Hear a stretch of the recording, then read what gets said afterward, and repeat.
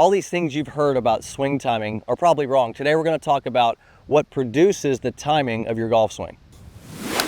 Welcome to the channel. Today I want to talk about swing timing, and I got to tell you a quick story.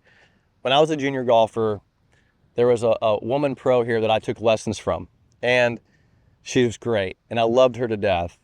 And she gave me an entire lesson on the timing of a golf swing. And this is when I was probably 12 years old.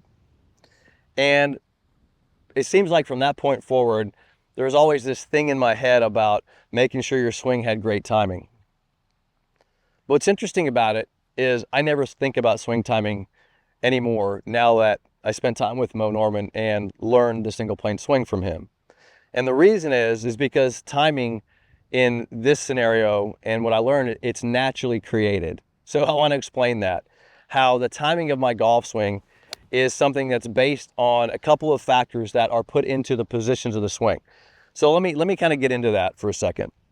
You know, if you have a lot of motion in your swing and you have the ability, and I'm going to phrase what I mean by ability, but if you have lots of movement, lots of things going on, and you have more time to have problems, feet are lifting up, body is moving, head is moving. If these things move around, timing and tempo can be kind of a crazy thing.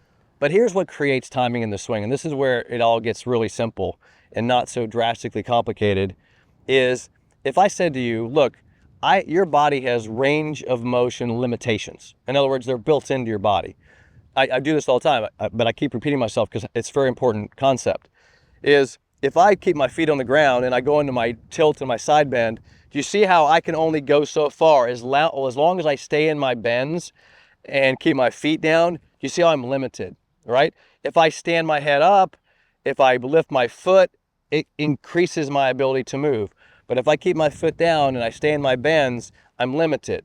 So you can see by positioning my body certain ways and staying there, I create limitations of movement. All right, now follow me on this.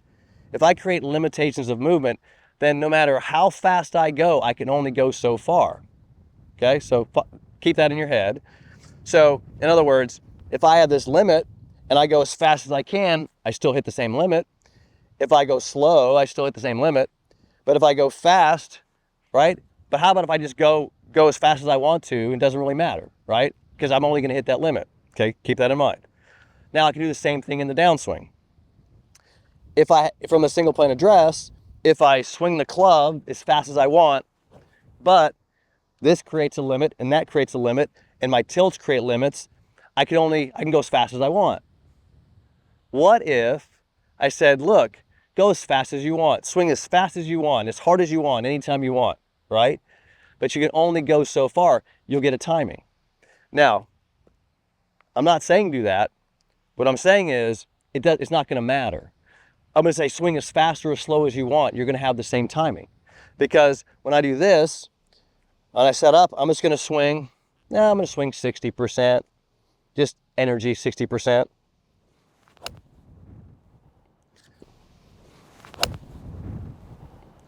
Didn't think 1 millisecond about, was that slow, was that fast, all right?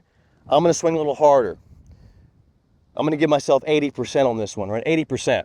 Okay, I'm going to give this 6-iron a little more energy. So I'm going to go just a little faster with it. Right? So I just added a little more energy to it, right? So I'm not worried about low and slow. Is my backswing slow enough? I'm just giving the ball, I'm going energy. I'm giving it what percentage of effort, right? What percent effort? Watch this one. I'll hit this one, 40% effort. I'm going to hit a nice little wind shot here.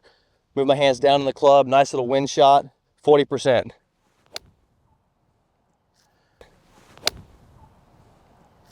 Not concerned about was I low and slow, because I just gave the club, and that timing is a 3-to-1 ratio. It's going to be perfect every time because I'm reaching limits. It's all I can do. So my point is that once you learn positions and where the body must stay, and it's the braking system, making sure that you're stabilizing the body, swing any energy level you want. Swing at 40%, swing at 80%, swing at 100%. Now, my recommendation, and here's what happens. If I try to swing 100% or 110%, I start coming out of my positions. So if I said, okay, hit the 6-iron 210 yards, right? I might start coming out of my positions, which then increases my limits, right? And I don't want to do that. So within my limits, swing as hard and as fast and as much energy as you want until you no longer can stay within your limits. So here we go again. So this is a 70% energy, 170 yard, little easy 6-iron.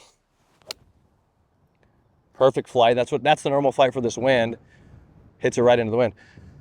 So my point is, there is such thing as a timing of a swing, but it's naturally created from positions and hitting your limitations. So your goal is not to learn swing timing. Your goal is to learn proper positionings and position and maintain those positions. So the goal is to learn proper positions and maintain those positions and the body positions so you naturally create the limitations in your swing, which naturally produces the timing. Hope that helps you understand swing timing and tempo. And click the bell icon, give me a thumbs up, and I'll see you in the next video.